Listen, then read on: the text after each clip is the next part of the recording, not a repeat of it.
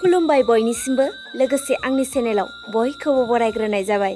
लोगोफोर आङो दिनैहाय नोंथांमोननि गेजेराव मोनसे गोदान भिडिअ लानानै फैदों।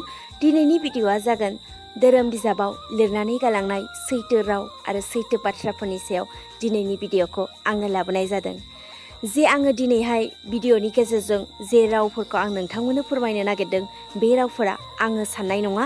गोदो गोदाय ऋषिमुनिफोरा बा सानसुमैगिरिफोरा साननानै गालांनाय गावसिनि गोथौ मेलेमजों साननानै मोननाय बाथ्राफोरखौ जे धोरोम बिजाबाव लिरनानै गालांदों बिनि सायावनो आङो दिनैहाय भिडिअखौ लाबोदों। बिनिनो आङो मोनबा पइन्ट्स रावनि सायाव आङो नोंथांमोननो दिनै फोरमायथिना होगोन। अब्ला लोगोफोर आङो जागायलांदिनि। गिबियावनो आं नोंथांमोननि गेजेराव लानानै फैदों गुरुआ मा। गुरु सोदोबा संस्कृत सोदोब। गुरुनि गोरलै ओंथिया जाहैबाय फोरोंगिरि, इंराजियाव टिचार। नाथाय बेखौ गोथौ आरो गुवारसिनै मोनथिनो थाखाय जों बे सोदोबखौ बोफ्लेनो गोनां जायो। संस्कृत सोदोब गुरुआ गु दाजाब रु समान समान गुरु जादों। बेवहाय गुनि ओंथिया जाहैबाय खोमसि, जायजों अगियानखौ रुजुदों, आरो रुनि ओंथिया जाहैबाय सोरां, जायजों गियानखौ रुजुदों। बिब्दिब्ला गुरुआ जाबाय जाय जोंखौ खोमसिनिफ्राय सोराङाव लाङो एबा अगियाननो गियान होनो हायो, बेनो गुरु। दानिया फैबावदो नैथियाव, अननाया माखौ बुङो? जिउ जिबिमानिनि दुखुखौ गैया खालामनो नाजानायखौनो अननाय बुङो। दानिया फैबावदो थामथियाव, बे बाथ्राखौ आङो परम कल्याण गीता बिजाबनिफ्राय लानानै फैनाय जादों। बेवहाय बुंदों, हारि धोरोम खुलुमजाग्रा मोदायनि सोमोन्दै गोबां फोथायनाय दंब्लाबो बिजिरनायजों हमदांनांगौ।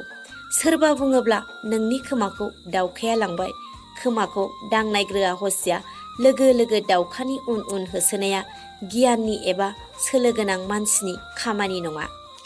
दानिया फैबावदो ब्रैथियाव, बे रावखौ आङो ब्राह्मण बृत्तान्त बिजाबनिफ्राय लानानै फैनाय जादों। बेवहाय बुंदों, समाजाव गायसंजानायानो जाथों एबा गायसंजायैयानो जाथों, जों सैथोनि फारसे साग्रिद जानाया गोनां। सैथोआनो जोंनि हास्थायनाय। आरो बाथियाव फंसे सैथो बाथ्रानि सायाव आङो लानानै फैबावदों।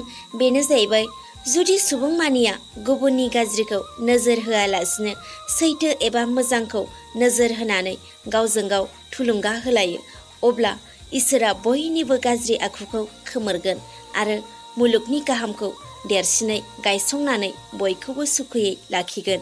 बेवहाय जेबो सानस्लिंनांगौ गैया।